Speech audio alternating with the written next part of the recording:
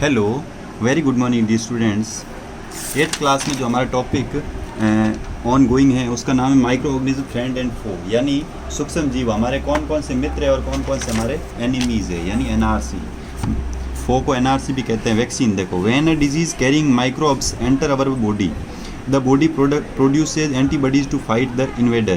The body is also remembered to how to fight the microbes of its enter again. So if dead or weakened microbes are introduced in a healthy body fights and kill the invading bacteria, are producing suitable antibodies. The antibodies remain in the body. We are protected them from the disease causing microbes forever. This is how vaccine works. Several diseases including cholera, tuberculosis, smallpox and hepatitis can be prevented by vaccination. ध्यान देना, अब मैं आपको corona के example से इसको समझा देता हूँ। जैसे अभी कोरोना एक वायरस जो स्प्रेड है, पूरे कोरोना पेंडेमिक स्प्रेड है इन ऑल ओवर वर्ल्ड। तो उसमें क्या है कि अभी जैसे सब लोग वैक्सीन वैक्सीन वैक्सीन वैक्सीन, आपने ये नेट पे पूरे सोशल मीडिया पे पूरे वर्ल्ड में एक हाहाकार सा मचा हुआ है कि वैक्सीन बनाना। वैक्सीन आखिर है क्या? वैक्सीन एक टीका होता है। जैसे कोई भी अपने बॉडी पे, जैसे किसी भी बाहर के बैक्टीरिया, बाहर के शत्रु यानी बैक्टीरिया हो सकता है, उसने हमारे बॉडी पे आक्रमण किया। माइक्रो ऑर्गेनिज्म बहुत सारे होते हैं, जैसे बैक्टीरिया है, प्रोटोजोआ है, जैसे मैंने आपको पहले बताया था, वायरस है, एल्गी है, फंजाई है।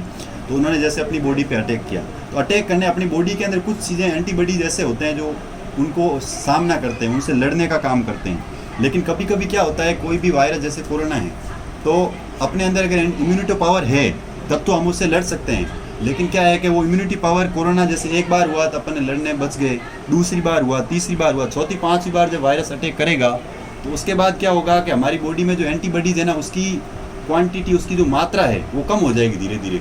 उसके कम होने से हम कोरोना के चपेट में आ जाएंगे, उसके बाद हमें कोरोना हो जाएगा। उस कोरोना से बचने के लिए गवर्नमेंट ने एक वैक्सीन बनाती है। मैं तो कोरोना का आपको एग्जांपल देके समझा रहा हूँ। जैसे पोलियो की वैक्सीन आती है, जैसे बच्चों को आई ड्रॉप पिलाई जाती है, वैसे ही वैक्सीन होती है। तो वैक्सीन का मतलब होता है टीका। तो वो वैक्सीन में क्या होती है, एंटीबॉडीज डाली जाती है, मतलब केमिकल रूप से जो आर्टिफिशियल एंटीबॉडीज होती है ना, जो लैब्स में बनाई जाती है, बड़ी बड़ी लेबोरेटरी होती है ना, वहाँ एंटीबॉडीज बनाई जाती है। वो एंटीबॉडीज उस वैक्सीन में डाली जाती है, जिससे क्या हो, हमारी बॉडी की जो रोग प्रतिरोधक क्षमता, जिसको इम्यूनिटी पावर बोलते हैं, रोग से लड़ने की क्षमता को इम्यूनिटी पावर बोलते हैं, रोग से सामने लड़ना, तो वो क्या बढ़ जाए। इसमें बहुत सारे टीके और होते हैं, जैसे कोलेरा है, ट्यूबरकुलोसिस है, स्मॉल पॉक्स है, हेपेटाइटिस है, कैन बी प्रिवेंटेड। ये सब वैक्सीनेशन करके किया जाता है। फिर देखो, in your childhood you must have been given the injection to protect yourself against several diseases. Can you prepare a list of these disease? You may take help from your parents. It is essential to protect all children against these diseases. Necessary vaccines are available in the nearby hospitals. You might have seen the advertisement on TV and newspaper regarding protection of children against polio under the Pulse Polio program. Polio drops given to children are actually a vaccine. A worldwide campaign against smallpox have finally led to its eradication from most parts of world. These days vaccines are made on a large scale for microorganisms to protect humans and other animals for several disease. अब देखो, अब मैं यहाँ example शुरू करता हूँ polio का। हम लोगों, आप जैसे स्कूल में आते हो तो आप देखो छोटे छोटे बच्चे, आपने भी बचपन में दवाई पी होगी, पोलियो की 2 ड्रॉप्स पिलाई जाती है। वो क्यों पिलाई जाती है? उस ड्रॉप में क्या होता है, वैक्सीन डाला जाता है। उस ड्रॉप से हमारी बॉडी को एंटीबॉडीज मिलती है, जिससे वो हमें 1 साल के लिए पोलियो से बचा के रखती है। तो 4 से 5 बार अगर हम पोलियो की ड्रॉप पी लेते हैं 4-5 साल कंटिन्यू, तो फिर हमें पूरी लाइफ में पोलियो की बीमारी कभी नहीं होगी। तो वैक्सीन, जैसे आपने देखा होगा कि माता जब गर्भवती होती है, यानी कोई लेडीज़ प्रेग्नेंट होती है, तो हमेशा 4-5 टीके लगवाती है। और उसके बाद भी जब उसके बच्चा बॉर्न हो जाता है, बेबी बॉर्न होता है, तो बेबी को भी वो वैक्सीनेशन लगवाने जाती है। 3 महीने 6 महीने का उनको एक टाइम पीरियड दिया। कोई आंगनवाड़ी में जाता है, कोई हॉस्पिटल जाता है, कोई डॉक्टर जाता है, डॉक्टर के पास, जैसे जनाना हॉस्पिटल है, उम्मीद हॉस्पिटल, मातृ शिशु, वैसे कहीं भी जा सकता है, ठीक है ना। तो वहाँ वो वैक्सीनेशन करवाने जाते हैं। उसकी वजह यही है कि वो बहुत सारे रोग से पहले ही वैक्सीन करके उनसे निजात पाने के लिए, उनसे बचने के लिए, उनकी सेफ्टी के लिए। फिर देखो अगला, इंक्रीजिंग सॉइल फर्टिलिटी। अब थोड़ा टॉपिक पूरा ही चेंज हो जाता है। सॉइल फर्टिलिटी, सॉइल बोलते हैं मिट्टी को, मिट्टी का उपजाऊपन, फर्टिलिटी एंड उपजाऊपन। ये तो था अपनी बॉडी की ग्रोथ के लिए। अपन कैसे बच सकते हैं?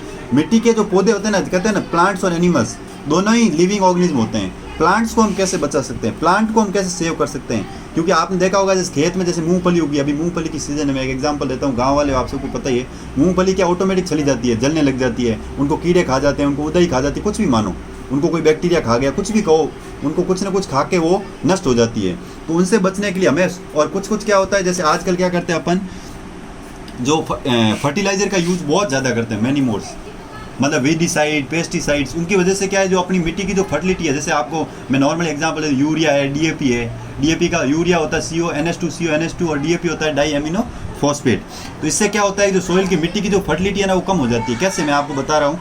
जैसे जनरली एक बात बता दी मैंने आपको कि भाई एक अपन देसी खाद डालते हैं, देसी खाद से क्या वो ज़मीन रिन्यू होती रहती है, लेकिन उस खाद से रिन्यू नहीं होती, वो ज़मीन खराब हो जाती है। तो सॉइल की फर्टिलिटी को कैसे बढ़ाया जाए, तो some bacteria are capable to transforming atmospheric nitrogen into fix nitrogen. These bacteria increase the fertility of soil. Such type of bacteria are called nitrogen fixation bacteria.